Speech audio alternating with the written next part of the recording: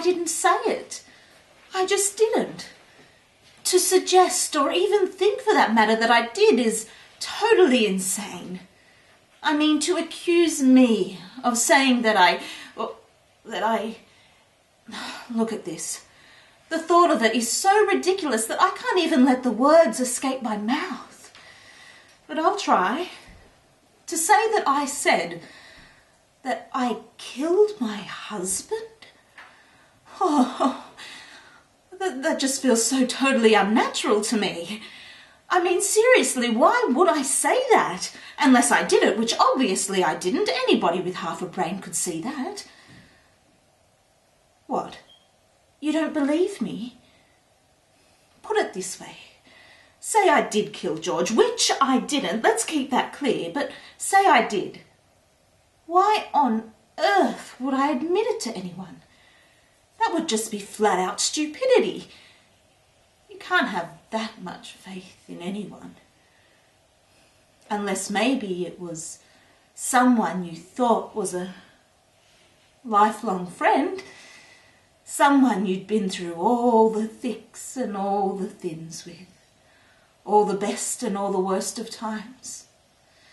A confidant who you thought would always have your back and yours theirs because your bond was so undeniably strong that it could never be broken.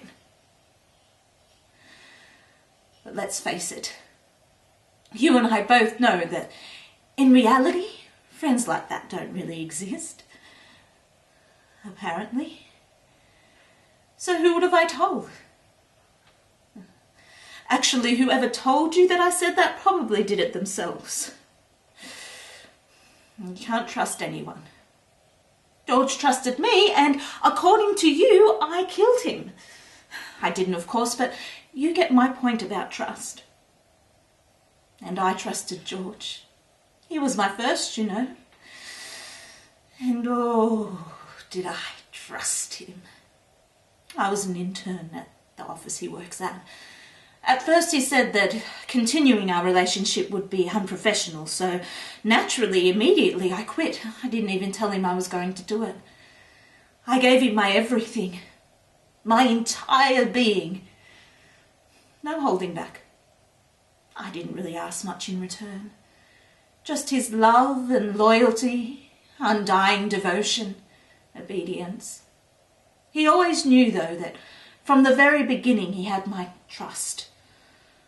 Okay, yes, occasionally from time to time I would go through his phone and emails whilst he was sleeping or in the shower without his permission or knowledge necessarily.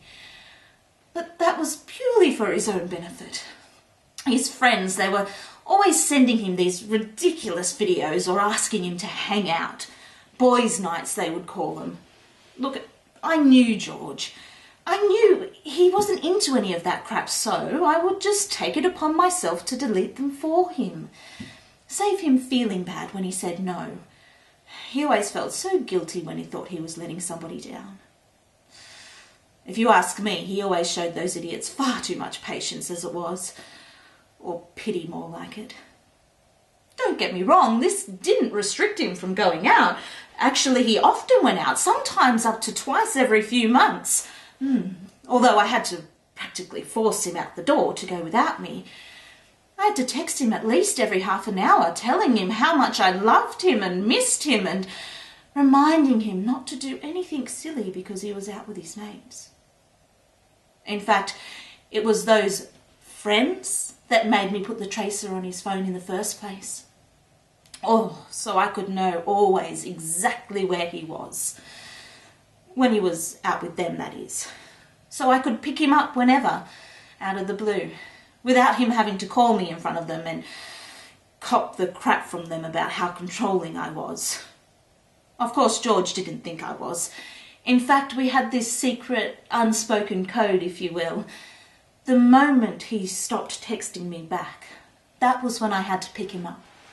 Yes, he would act all annoyed and embarrassed in front of his mates, put on a whole show, but I knew how much he appreciated it, even if he never really told me that he did. The ironic thing is, it was that same Tracer that had helped me get him out of so many shitty situations that led me to discover the very thing that created the destruction of our otherwise beautiful marriage. And its name was Misty. I know, right? Typical. Misty. What a ridiculous name. I remembered her from the office, always walking around putting on some sort of sweet, caring facade, drawing everybody in with her phony, charismatic ways. I saw right through it. I knew. Fake, fake, fake was all she was. The woman wore red high heels to the office, for God's sakes. Okay, we get it. You're a strong, independent woman who's not afraid of her sexuality. But what are you really trying to say if you're honest with yourself? You're just a slut.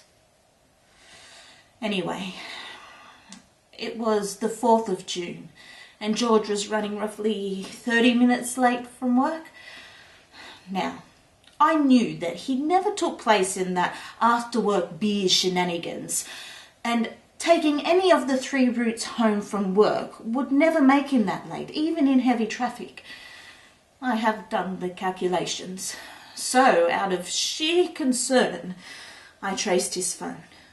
Well, to my surprise, it showed up as a residential address all the way over the other side of town.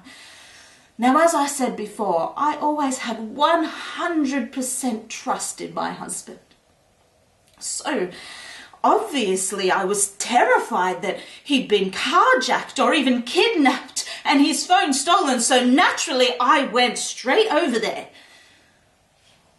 Well, you can imagine my shock and horror when I discovered that it was that hussy Misty's house and that George was there willingly.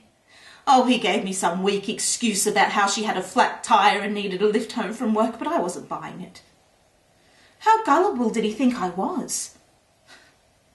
I was disappointed more than anything that he could be so easily seduced.